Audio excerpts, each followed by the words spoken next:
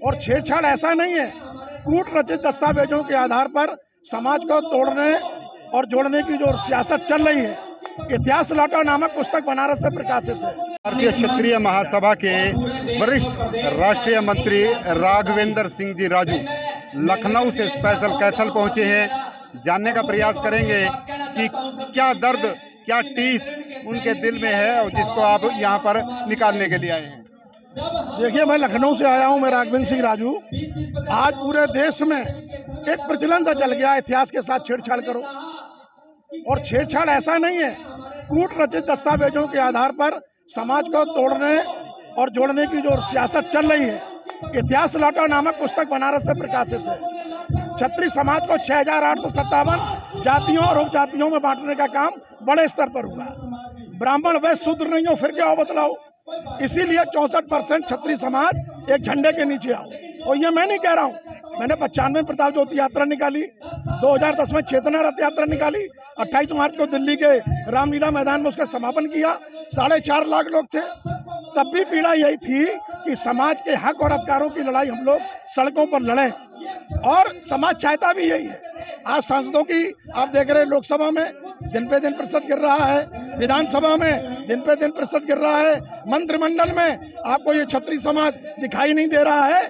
कुल मिलाकर के अब मुद्दा रह गया महापुरुषों में, तो आप पृथ्वीराज चौहान को, राजा मेहर भोज को, अरे भाई महापुरुषों को किसी जाति धर्म मजहब में मत बांधो। लगातार कोर्ट भी कह रही है, लेकिन उनका भी संज्ञान नहीं लेना है।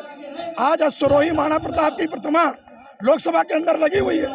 हमारे पूर्व यशस्वी महामहिम उपराष्ट्रपति जी ने लगवाई थी, लेकिन बावजूद उसके आज वहां पर हम जयंती नहीं मना सकते। तो ये विसंगतियां हैं, तो ये है। और कैथल में जो बर्बरता पूर्वक लाठीचार्ज हुआ, आपने देखा कि अखिल भारतीय क्षत्रिय महासभा के राष्ट्रीय अध्यक्ष हरवंश सिंह भी बम्बई से चल के आए। सबको पीड़ा है। तो ये तमाम जो दर्द है उसको लेकर के सामूहिक ये प्रोटेस्ट है। और मैं चाहता हूं, अगर सरकार संज्ञान नहीं लेगी तो दिल्ली में ये महाकुंभ होगा और सामूहिक रूप से रणनीति बनेगी और सड़कों पर छतरी उतरेगा और 5 राज्यों में चुनाव निर्णायक होने जा रहा है। जहाँ तक मुझे लगता है कि सहारनपुर है उत्तर प्रदेश का, वहाँ से इस प्रकरण की शुरुआत हुई थी। सबसे पहले वहाँ पर ये हुआ था।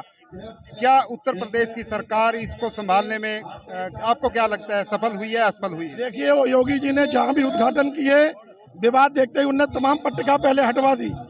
माननीय मुख्यमंत्री उत्तर प्रदेश योगी आदित्यनाथ जी इन सब चीज़ों पर, संस्कृति, धर्म और सनातन धर्म, इन सब चीज़ों के मुद्दे पर बहुत गंभीर हैं। वो तुरंत इन सब चीज़ों को संज्ञान में लेते हैं।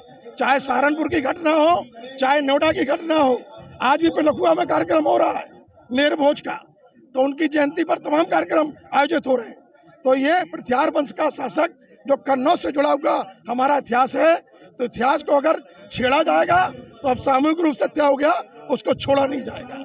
तो इसलिए उत्तर प्रदेश में तो मैं नहीं समझता किसी भी राजनीतिक पार्टी की ये ताकत नहीं है कि वो, आपने देखा हो, मूर्तियां तक नहीं लगा पाई। तो ये सब नहीं चल पाएगा। मैं चाहता हूँ अन्य राज्य भी उसका संज्ञान ले।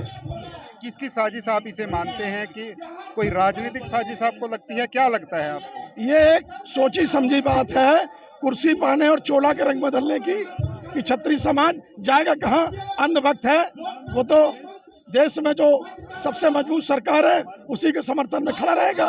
तो ये जो लोगों ने सोच बना ली है।